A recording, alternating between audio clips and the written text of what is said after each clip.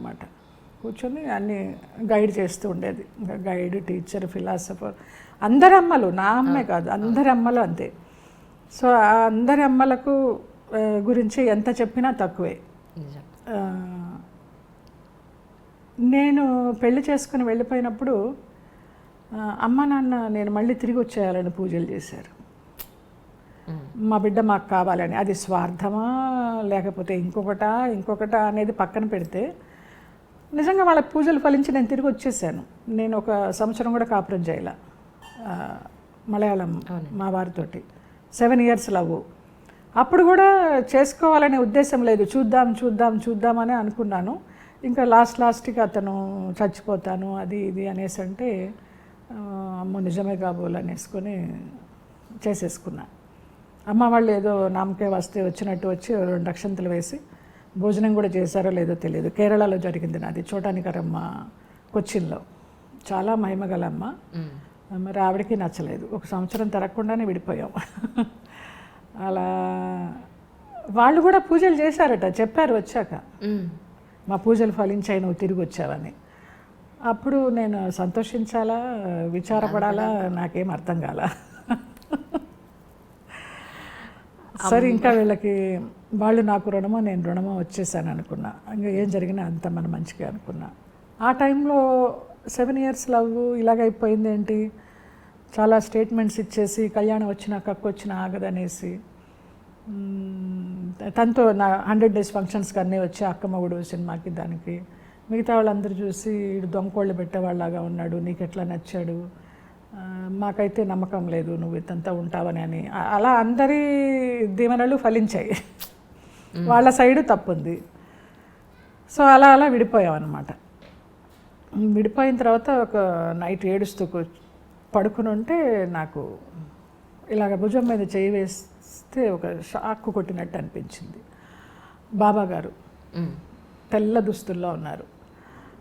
భయపడకు నేనున్నాను, నీకేం జరిగినా అంత మంచిగా జరిగింది అనేసి. అది ఒక ఇన్సిడెంట్. నాకు అసలు అప్పటికి బాబా అంటే ఎవరో తెలియదు. నాకు బాబాని పరిచయం చేసింది రమాప్రభ గారు. అది ఎప్పటికీ చెప్పుకుంటా, ప్రతి ఇంటర్వ్యూలో చెప్పుకుంటా, ఎందుకు వచ్చేస్తుంది అట్లాగా ఆసువుగా నాకు. రాజమండ్రి దగ్గర ధవళేశ్వరంలో మేము ఆర్ నారాయణమూర్తి గారి సినిమా షూటింగ్కి వెళ్ళాం. 90sలోనే ఎప్పుడో. నేను, గుమ్మడి గారు, నేను జయలలిత క్యారెక్టర్, అసెంబ్లీలో చీరలాగే క్యారెక్టర్ నాది, గుమ్మడి గారు కరుణానిధి క్యారెక్టరు, రమాప్రభ గారు ఉన్నారు అందులో. ఏదో ఒకరోజు షూటింగ్ ఆగిపోయి పద నీకు ఒక గుడి చూపిస్తానని తీసుకెళ్ళి చూపించారు. ధవళేశ్వరం 100 సంవత్సరాల నాటిదంట. అప్పుడే చిన్న బాబా, నల్ల బాబా విగ్రహం. ఆహా ఈయన బాబా అంటే అనుకున్నాను. తర్వాత నాకు మా వారికి డిస్ప్యూట్స్ వచ్చే టైంలో తను నీ మొహాన్ని యాసిడ్ పోసేస్తాను, నువ్వు ఎట్లా మీ ఇంటికి వెళ్తావో చూస్తాను అని నా లగేజ్ని నన్ను పెట్టేసి ఒక రూమ్లో పెట్టి తాళం వేశారు. తాళం వేస్తే అప్పుడు ఏడుస్తూ పడుకుంటే ఒక అంబాసిడర్ కార్లో నన్ను మా ఆయన తీసుకెళ్ళిపోతున్నాడట చంపడానికి.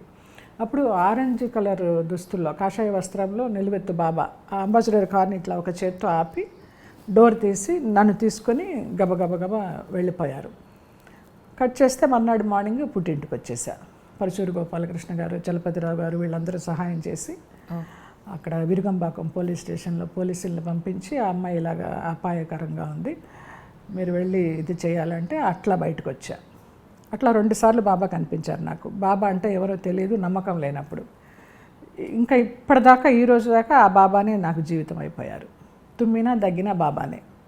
ఏమైనా చేయాలంటే చిట్లు రాస్తా, ఆయన దగ్గర వేస్తా, చేయనా వద్దా, వెళ్ళనా వద్దా, ఏదొస్తే అది అనుసరిస్తా. అలాగైపోయింది ఆయన. ఆ తర్వాత ఎప్పుడు కనిపించలేదు నాకు కలలో ఆయన, ఎప్పుడు కనిపించలేదు. చాలాసార్లు షిర్డీ వెళ్ళాను, నుంచుంటాను, ఆయనతో చెప్పుకుంటాను, ఏదో ఏడుస్తాను, కానీ మళ్ళీ నాకు అట్లా కనిపించలేదు ఆయన, అంత నిదర్శనం చూపించలా. చాలామంది అంటారు పారాయణం చదివే వాళ్ళు నమ్మకం వచ్చాక ఇంకా కనిపించరు, నమ్మకం లేనప్పుడే కనిపిస్తారు అనేసి. అది నిజమే కాబోలనుకున్నా. అట్లా. సో అమ్మ గురించి నాకేం చెప్పాలి అసలు ఆవిడ ఇలా ఉండాలి అలా ఉండాలని. లోయర్ మిడిల్ క్లాస్ మామూలుగానే పెరిగాము, ఏమి పెద్ద కోరిక లేకుండా. అలాగనే సినిమాల్లోకి వచ్చిన తర్వాత కూడా నేను సంపాదిస్తూ ఉంటే, నేను ఏదైనా నగ కొనుక్కుంటే నాకు కూడా ఆ నగ కొనిపెట్టు, నేను ఏదైనా చీర కొనుక్కుంటే నాకు కూడా ఆ చీర కొనిపెట్టు అని అట్లా చిన్నపిల్లలాగా నాతోటి. అమ్మ సెకండ్ వైఫ్ నాన్నకి. సో ఫస్ట్ వైఫ్ లలిత అని, నేను పుట్టాక ఆవిడ పేరు నాకు పెట్టారు నాన్న, లలిత అని. తర్వాత స్కూల్లో వేసేటప్పుడు 1వ తరగతిలో, అంతకు ముందరే కొంచెం ఊహ తెలిసి తెలియని టైంలో కథానాయకుడి సినిమా చూశాను నేను, బళ్ళో చేరక ముందర, ఎన్టీ రామారావు గారు, జయలలిత గారు. సో బళ్ళో వేయడానికి వెళ్ళినప్పుడు ఏంటమ్మా నీ పేరు అంటే, నాన్న లలిత అని చెప్పబోతుంటే జయలలిత అని చెప్పేసా. ఓహో, 6వ సంవత్సరం. ఓకే. అలాగే జయలలిత అయిపోయా 1వ తరగతి నుంచి. చెన్నై వచ్చిన తర్వాత నన్ను పేరు మార్చుకోమని జయలలిత గారి పార్టీ సభ్యులు ఎవరైతే ఉన్నారో, వ్యాంపు వేషాలు వేస్తున్నావు, కామెడీ వేషాలు వేస్తున్నావు, అమ్మ పేరు పెట్టుకొని ఈ వేషాలు వేయడానికి వీల్లేదంటే నాకు చాలా ఇష్టం. అసలు నాకు ఊహ తెలియక ముందరే నేను ఆవిడ సినిమా చూసి పెట్టుకున్నాను. ఆవిడ నేను నేరుగా చూడలే, చెన్నైలో ఉన్నా కూడా. సో మీరు ఏం చేసుకుంటారో చేసుకోండి, నాకు ఇష్టం, నేను ఇదే పేరు ఉంచుకుంటాను. దాంతో నాకు తమిళ సినిమాలు రాలేదు. అలాగా తమిళ సినిమాలో అవాయిడ్ చేశారు.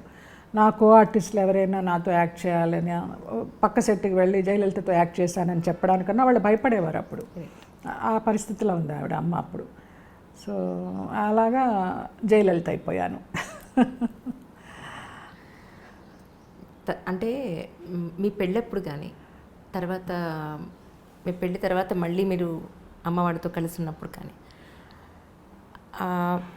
అప్పుడుగా అంటే మా ఫస్ట్ నాన్నగారు చేసుకున్న అమ్మ కానీ తర్వాత చేసుకున్న వీరు కానీ ఎప్పుడైనా మీకు అసలు ఏమైనా చెప్పిన సందర్భం ఏదైనా ఉందా? అంటే ఇలా కాదు, ఇలా ఉండు, నువ్వు అమ్మాయి పద్ధతి ఇలా అస్సలు లేదమ్మా, అసలు నో గైడెన్స్. అదే చెప్తున్నాను కదా, ఒక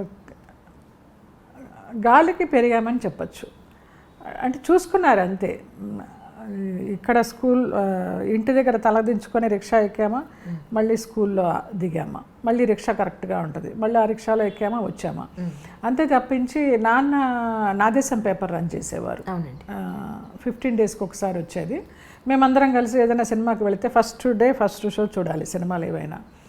మధ్యలో ఎవరైనా వెనకాల నుంచి ఆకతాయి వాళ్ళు ఏమైనా ఇలా గోకినా, కాలు సీటు మీద పెట్టినా, మేము ఇట్లా వెనక్కి తిరిగి చూసామంటే ఈయనకి డౌట్ వచ్చేసేది. ఏమైందంటే ఇలాగ చేస్తున్నారంటే పదండి అని సొగం సినిమా నుంచి వెళ్ళిపోయేవాళ్ళం.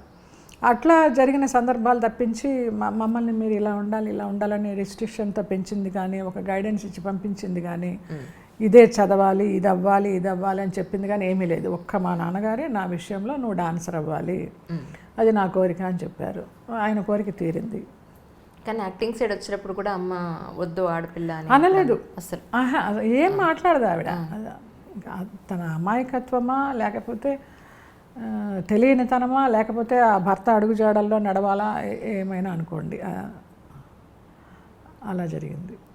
ఇప్పుడు జనరల్గా మనకి పెళ్ళైన తర్వాత లేదా కొంత మెచ్యూరిటీ వచ్చిన తర్వాత ఇంట్లో వంట కానీ, క్లీనింగ్ కానీ, లేకపోతే ట్రెడిషన్ కానీ, ఏదైనా పండగలు పబ్బాలు వచ్చినప్పుడు అమ్మ ఇలా చేసేది, ఇది ఇప్పుడు నేను చేయాలి అనే ట్రెడిషన్ ఏదైనా ఒక సంస్కృతి సాంప్రదాయం అమ్మ నుంచి మీరు నేర్చుకున్నదంటే ఏం చెప్తారు? ఏమీ లేదు.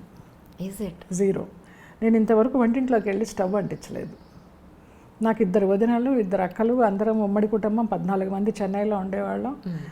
నేను షూటింగ్లకు వెళ్ళి సంపాదిస్తూ ఉండేదాన్ని, చాలా బిజీ ఉండేదాన్ని, డాన్స్ ప్రోగ్రామ్స్ చేస్తూ బిజీగా ఉండేదాన్ని.